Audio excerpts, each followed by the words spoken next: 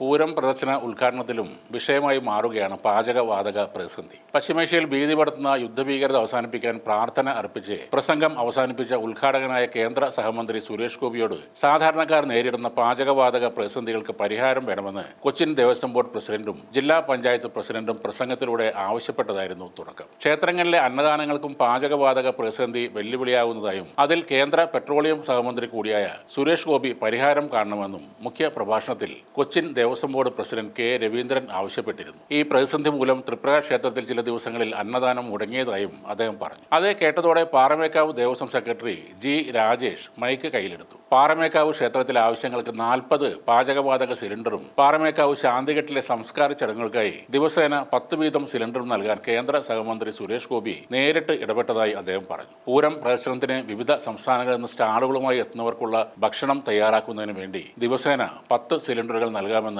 സുരേഷ് ഗോപി ഉറപ്പു നൽകിയെന്നും രാജേഷ് പറഞ്ഞു. അതിനുശേഷം സംസാരിച്ച ജില്ലാ പഞ്ചായത്ത് പ്രസിഡന്റ് മേരി തോമസ് ഈ പ്രതിസന്ധി കൂടുതൽ ശക്തമായി ഉയർത്തിക്കാട്ടി. ഫ്ളാറ്റുകളിൽ താമസിക്കുന്നവർക്ക് അടുപ്പുകൂട്ടി ആഹാരം പാചകം ചെയ്യുക എന്നത് സാധ്യമല്ലെന്നും ഇക്കാര്യത്തിൽ കേന്ദ്രമന്ത്രിയുടെ ശ്രദ്ധ ക്ഷണിക്കുന്നു എന്നുമായിരുന്നു ജില്ലാ പഞ്ചായത്ത് പ്രസിഡന്റ് പറഞ്ഞത്. അത് വളരെ ശ്രദ്ധിക്കേണ്ട ഒരു കാര്യം തന്നെയാണ്. പല സ്വകാര്യ കമ്പനി ജീവനക്കാരും കൂട്ടമായി ഫ്ളാറ്റുകളിൽ താമസിക്കുന്നുണ്ട്. വിദ്യാർത്ഥികളും പല ഫ്ളാറ്റുകളിലും ഷെയറിംഗ് ആയി താമസിക്കുന്നുണ്ട്. ഗ്യാസ് ഇല്ലെങ്കിൽ വിറകടുപ്പ് ഉപയോഗിക്കുക എന്നത് അവർക്ക് സാധിക്കുന്ന ഒരു കാര്യമല്ല. അതിന് പിന്നാലെയാണ് സുരേഷ് ഗോപി വീണ്ടും മൈക്ക് കയ്യിലെടുത്തത്. പരിപാവനമായ ഒരു സന്ദർഭത്തെ ഇത്തരത്തിൽ രാഷ്ട്രീയവൽക്കരിക്കുന്നത് ശരിയല്ല എന്നായിരുന്നു അദ്ദേഹം ആദ്യം പറഞ്ഞത്. ഈ പ്രതിസന്ധി വിഷയത്തിൽ നടപടി സ്വീകരിച്ചതിന്റെ ഭാഗമായാണ് ഹോട്ടൽ, കമ്മ്യൂണിറ്റി കിച്ചൺ എന്നിവിടങ്ങളിൽ പാചകവാതകത്തിന് നിയന്ത്രണം ഏർപ്പെടുത്തിയത്. നമ്മളല്ല പശ്ചിമേഷ്യയിൽ യുദ്ധം അഴിച്ചുവിട്ടത്. മുൻവർഷങ്ങളിൽ ഇത്തരത്തിലുള്ള പല പ്രശ്നങ്ങളും ഉണ്ടായിട്ടുണ്ട്. അന്നൊന്നും പ്രധാനമന്ത്രിയെയും ഭരണത്തെയും ആരും കുറ്റം പറഞ്ഞിരുന്നില്ല. സാമ്രാജ്യം എന്ന വാക്കുപയോഗിച്ച് മനോനില കെടുത്താമെന്ന് ഒരു രാഷ്ട്രീയ പ്രത്യയശാസ്ത്രവും വിചാരിക്കേണ്ട. അതിലൂടെ നിങ്ങളുടെ നാശത്തിന് ചിത ഒരുങ്ങുകയാണെന്നും കേന്ദ്ര സഹമന്ത്രി പറഞ്ഞു. താൻ ഇങ്ങനെയൊന്നും സംസാരിക്കുന്ന ആളല്ലെന്നും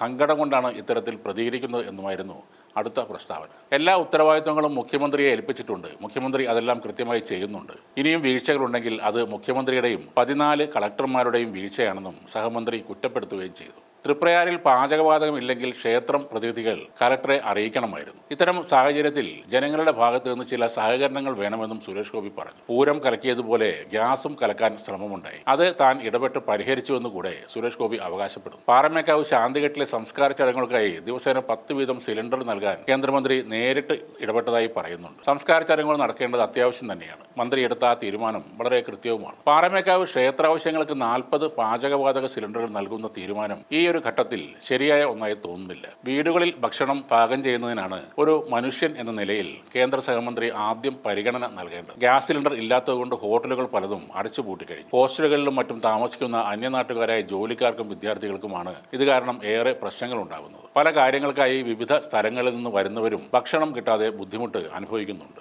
അതൊക്കെയാണ് പെട്രോളിയം ഗ്യാസ് മന്ത്രി എന്ന നിലയ്ക്ക് ആദ്യം പരിഹരിക്കാൻ ശ്രമിക്കേണ്ടത്. എന്ത് പറഞ്ഞാലും ചെയ്താലും അമ്പലവും പള്ളിയും ഭക്തിയും മാത്രം പരിഗണിക്കുന്ന ഈ നിലപാട് ചോദ്യം ചെയ്യപ്പെടേണ്ടത് തന്നെയാണ്. ഭക്തരും അല്ലാത്തവരും ഒരേപോലെ ഗ്യാസ് സിലിണ്ടർ ക്ഷാമം കാരണം പ്രയാസപ്പെടുമ്പോൾ ദൈവിക കാര്യങ്ങൾക്കല്ല പ്രയോറിറ്റി നൽകേണ്ടത്. സാധാരണക്കാരുടെ കാര്യം സംസ്ഥാന സർക്കാർ നോക്കണമെന്നും അമ്പലക്കാര്യം താൻ ഏറ്റെടുത്തു എന്നും പറയുന്നത് ഒരു മന്ത്രിക്കും ഭൂഷണവുമല്ല.